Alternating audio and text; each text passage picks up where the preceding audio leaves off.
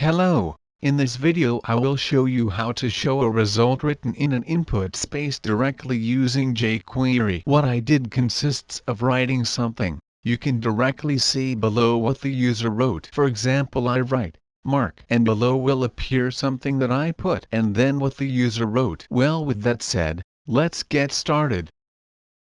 First of all, we need to build the part that is going to be seen in the body part. I add the following: a text, and an input a space to complete, so that the user can write. I put the ID entry on the input, which is so that the script can later recognize it, and then create a div with ID out, which is what is going to be displayed. It is also important that it is this ID, so that it can be recognized.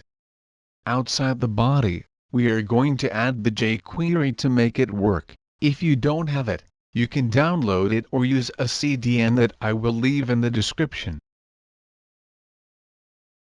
After the Jquery, we are going to build a function we call the id of the input, which in this case is entry, and we make it fire when a key is pressed. We make use of an event, using function and the e from event. Within this function we make a conditional. If the key that corresponds to the number 13, the key is the enter. We make something happen. In this case, what I did was add a variable that takes the values of the input, that is, the entry would be the id of the input and the val would be for the values. And I create another thing. I use the ID of the div, that is, out. And I make a content, or array, appear. We open parentheses and add that, between quotes, what I want to show without changing.